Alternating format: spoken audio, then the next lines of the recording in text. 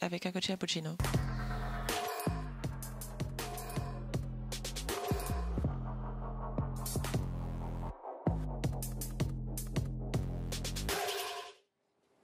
Alors effectivement, les modélisations en 3D, on en a parlé tout à l'heure avec Cyril, mais certaines personnes se posent la question de savoir s'il faut aller aussi loin dans la technologie. Est-ce vraiment nécessaire? On en parlera dans un instant avec vous. Sename Agbojinou, pardon, excusez-moi, j'ai écorché votre nom, Agbojinou, voilà.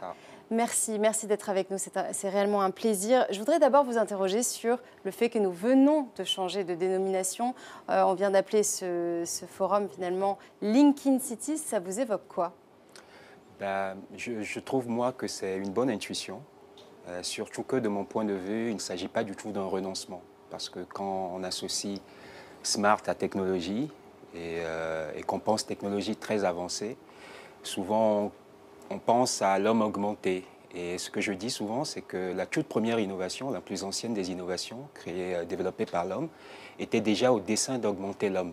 Mais il ne s'agissait pas de mettre des capteurs dans le corps de l'homme ou de lui faire une prothèse mécanique. Il s'agissait de l'augmenter avec de l'homme. Et donc le groupe, la structure sociale, le lien, ont tous les aspects d'une technologie, de la complexité, etc. Et d'ailleurs, la structure sociale a longtemps été le modèle de la technologie. C'est seulement avec les innovations du digital qu'on sent qu'il y a une arrogance de la technologie qui prétend désormais se substituer au groupe et au social et faire du social à la place des structures du traditionnel qui sont censées le faire.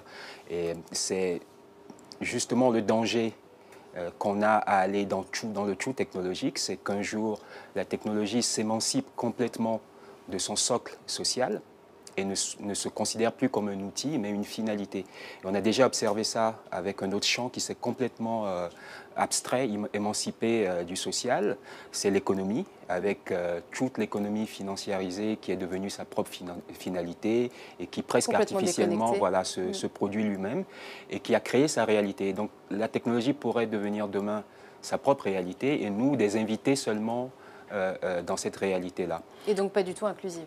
Exactement. Alors, vous avez créé un nouveau concept et vous militez même pour ce nouveau concept que vous avez vous-même créé. Ça s'appelle, alors je ne sais pas si je vais réussir à le prononcer, mais c'est computationnalité primitive. Ça veut dire quoi exactement?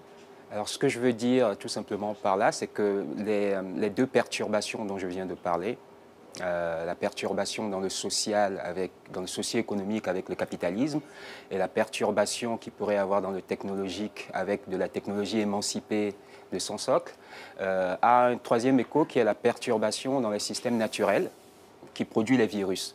Donc les virus biologiques qu'on connaît, le capitalisme et les technologies qui ont en germe cette sorte d'extrémisme logicien ont une sorte d'après moi, d'identité, de façon de procéder.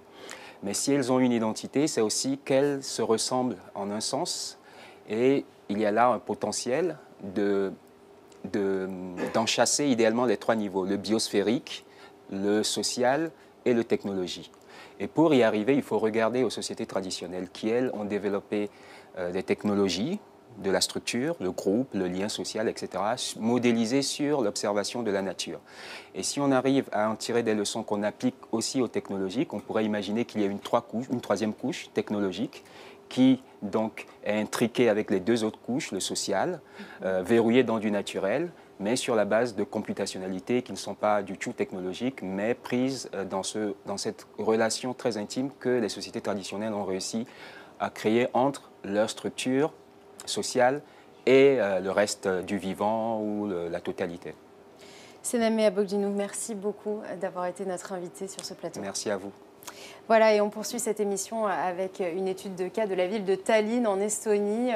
On va parler du thème évidemment de la transformation digitale. C'est la première e-nation avec 90% des services de l'État qui ont été dématérialisés.